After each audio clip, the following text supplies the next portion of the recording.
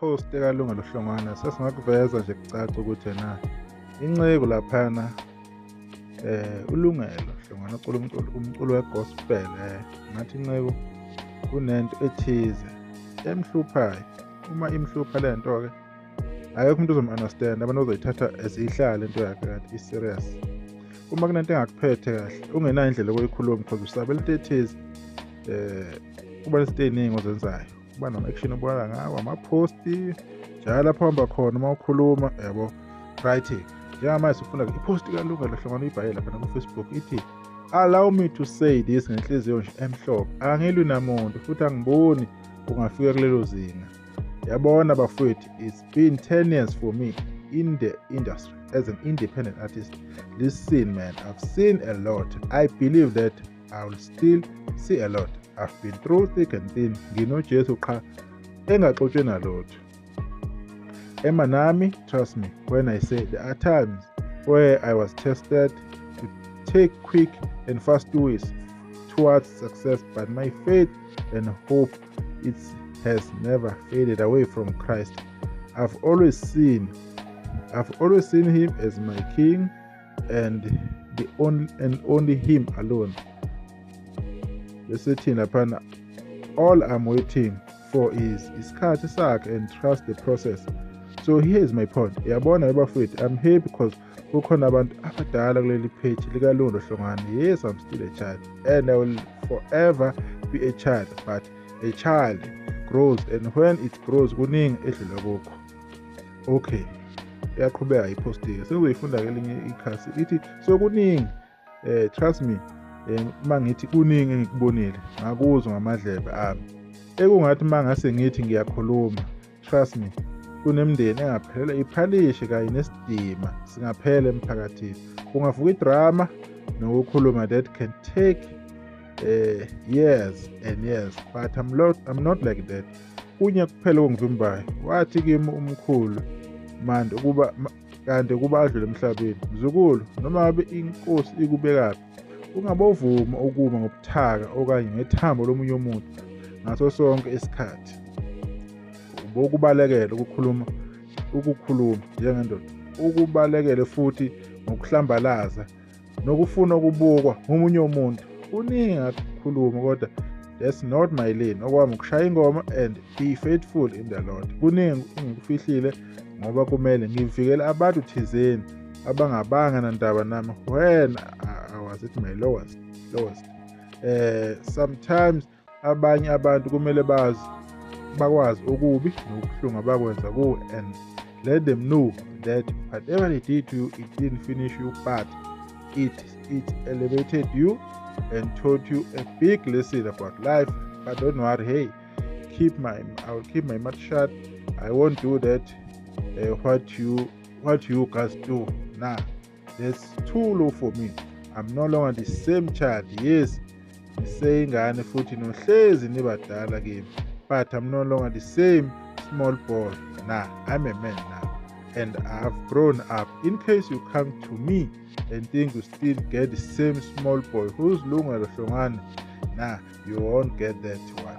I will do whatever it takes to protect my family, myself and my brand. I love you guys. uJesu uyinkosi, uJesu uyabusa. Inceku lapha. Ngiyabona ukuthi lesi story or le post inekhala inceku mhlawumbe kunalapho ke if ukufika khona as a celebrity ke umfowabo Hlongwane, abantu ke bayazi ukuthi ukukhuluma related to what. Since ke aphuma ekuthengisaneni ngoJumbo Nyangiwe, so kuney'ndaba nje ey'thize ezabikwa laphana ke abantu kwilanga or isolezo, so akekho kwayiconfirmayo uJumbo ke akukho akushoyo ngalokho, but manibona ama-poster kanje kuyasolisa kakhulu. Kusenjalo kuyaqhamuka ke insizwa laphana uJumbo live onegospel mayiperform emcimbini umaskandi kakhulukazi, wathi uJumbo ubokhuluma lungelo Hlongwane khona abantu bezoyeka ukucabangela ukuthi uhlukunyezwa yimi. Sebengithege kakhulu abantu, nami akumnandanga ukukhuluma uze uthi bangakubulala nokubulala abantu. Ubukhuluma simazi ukuphula umoya. Akekho umuntu ozohlukunyezwa lana eSouth Africa. Khuluma abantu bakusiza. If ukhona inkingi abantu bazosibona njengabantu abangakhathali uma sithula. Ube usho ukuthi kuningi ukukhuluma ndoda, angifuni ngawe.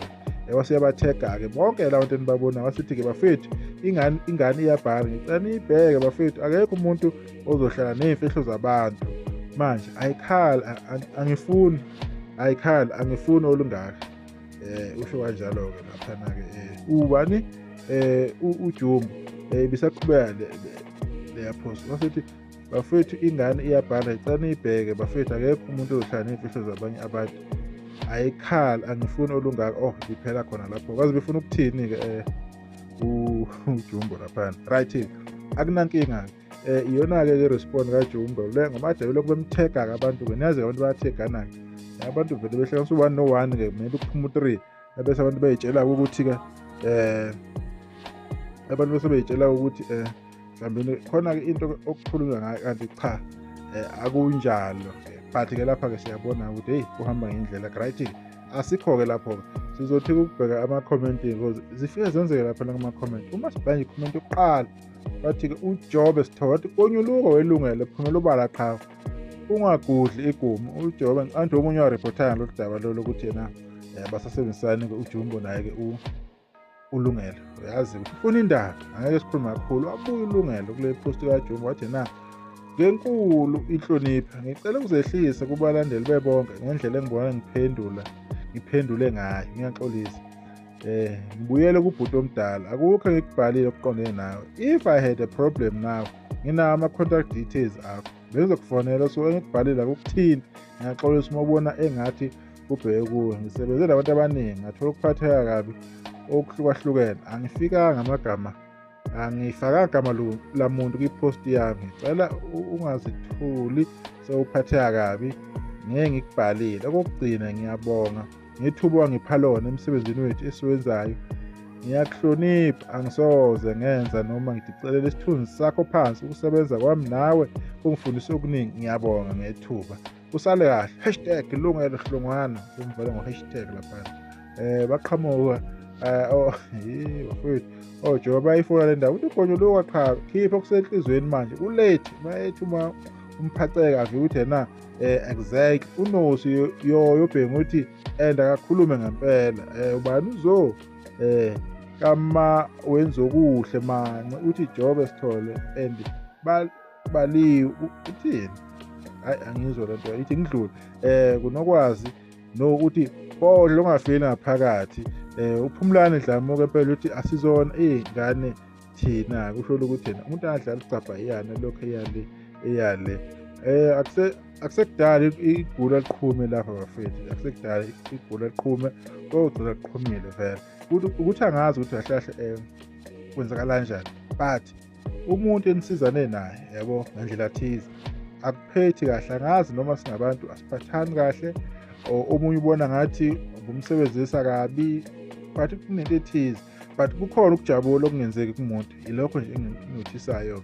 But ngiyathemba-ke iy'ngciko-ke umoya kaJesu ungaba khona-ke phakathi kwabo-ke ubuse-ke kungenzeki lento eyenzakalayo esiyibona-ke. Nabalandeli nabo bengaxabanisi lokhu beyifafaza upetrol lokhu beyisa phambili because besuspecta ukuthi yena mhlawumbe nokukhuluma ngaye. Vele abantu-ke bayakwazi ukuhlanganisa u-1 no-1 kuphume i-answer yabo-ke le basuke beyicabanga. Nami nje ma ngenza into abantu bazocabanga ukuthi wagcina phamba yenobani base bekodwa mhlawumbe ukuthi abantu-ke bakanjalo.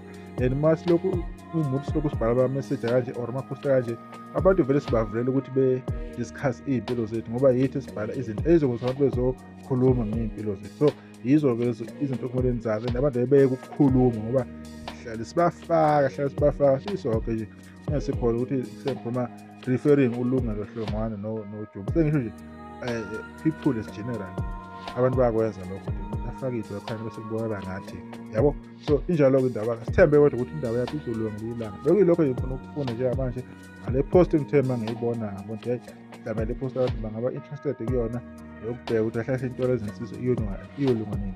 But I hope one day izolunga. Yilokho nje engicela niyazi laphana baphila-ke ngenkosi kuJesu umsindisi wasifela esiphambanweni. Hayi basho njalo-ke abakholwane abasindiswa. Nisale kahle.